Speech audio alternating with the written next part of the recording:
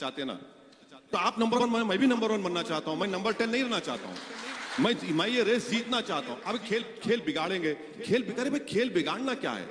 मैं अपना हिस्सा चाहता हूं। आप अच्छा चलिए अलायंस करा दीजिए, आप, हम करने तैयार है, सपा से बीएसपी से करा दीजिए अलायंस। अच्छा, जब आप ये कहते हैं कि हम तैयार हैं, तो क्यों सामने से लोग उतना वेलकमिंग नहीं है आपके लिए? सब आप कहते हैं हम तैयार हैं, हम बात करने के लिए तैयार हैं, तो ये समाजवादी पार्टी या बाकी तमाम दल क्यों नहीं बात करते हैं? क्या वजह क्या है? अब उनको पूछिए आप, को क्या लगता है? नहीं मुझे नहीं मालूम, मैं तो तैयार हूं। मैं तो कह रहा हूं कि अगर आपको बात करना है बात करिए, मगर उनको डर लगा रहता है। क्या डर लगा रहता है मुझे नहीं मालूम। हम तो ये कह रहे हैं कि इनको समझना चाहिए कि ये चुनाव में अगर आपकी टाई हो गई तो याद रखिए फिर आप दूर दूर तक गुमनामी में चले जाएंगे। हम तो उनके अच्छे के लिए कह रहे हैं, आप समझ जाइए इन बातों को, क्योंकि हम तो यकीनन मैं कह रहा हूं कि अब की बार हम दरार डालेंगे, ब्रीच करेंगे पॉलिटिकल, ये जो इनका सो कॉल्ड वोट बैंक है, हम बराबर उसमें अपने कैंडिडेट्स को खड़ा करेंगे, अच्छे खासे वोट लेंगे, जीतेंगे भी। तो इनको सोचना चाहिए। अब खेल बिगाड़ रहे हैं, खेल मैं कहां बिगाड़ रहा हूं? मैं तो पार्लियामेंट के चुनाव में नहीं था, आप मोदी को नहीं हरा पाए। अच्छा, आपके परिवार के 3 लोग हार गए, मैं नहीं था। पूरे पार्लियामेंट के भारत के चुनाव में सिर्फ 3 सीट पर हम लड़े, माबा की सीट पर क्या हो गया? राहुल गांधी हारे तो मेरी वजह से हारे क्या? मतलब खेल बिगड़ जाए तो इससे कोई फर्क नहीं पड़ता, वापस खेल बीजेपी आ जाए तो कोई फर्क नहीं पड़ता। देखिए, जो 60-65 साल से मुसलमानों से जो खेल खेला जा रहा है, वो खेल तो खत्म होना चाहिए ना।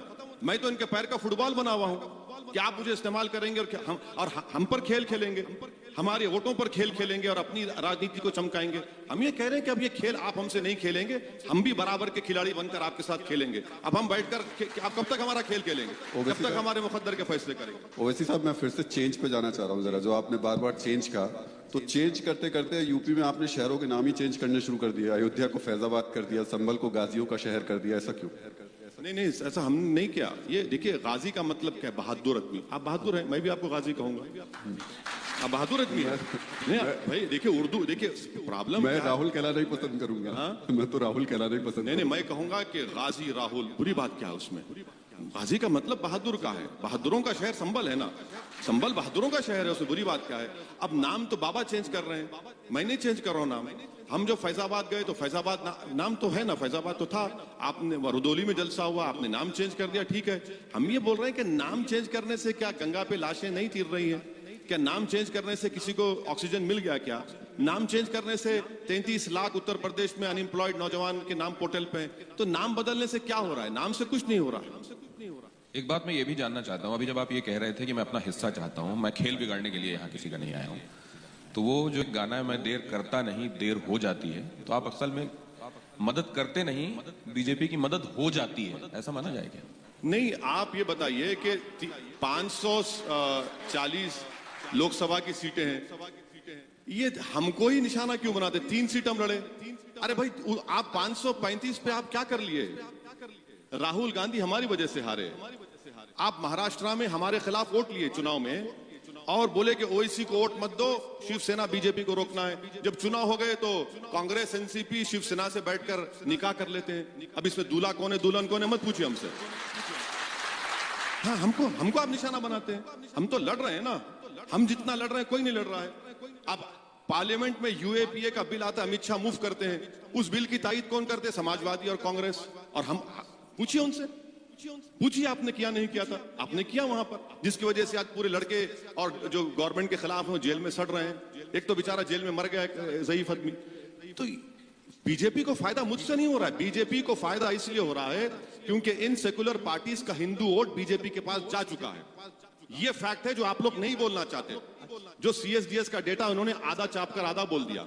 हम बता रहे हैं आपको, सीएसडीएस का डेटा कहता है कि 74%, देखिए उत्तर प्रदेश 74 हिंदू वोट मिला। और नरेंद्र मोदी को 2014 से 2019 आते आते तक 10% एक्स्ट्रा हिंदू वोट मिला। एनडीए को मिला जी 51% हो गया। कौन जिम्मेदार है इसका?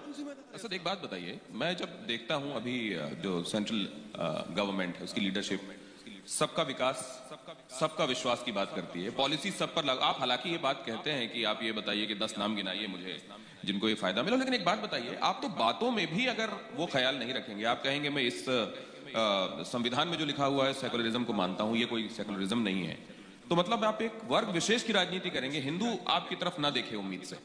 मैं इतनी कन्वर्सेशन में कभी किसी हिंदू के खिलाफ बोला हूं? मैं तो नहीं बोल रहा हूं ना, मैं तो आपको, हम डेटा की बात कर रहे हैं जो डेटा पब्लिक डोमेन में है।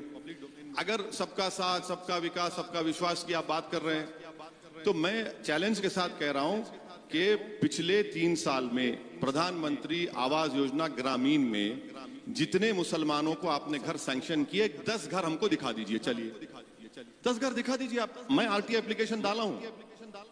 आप प्रधानमंत्री किसान क्या इंश्योरेंस, अच्छा बताइए ना, दीजिए, कहां है बताइए।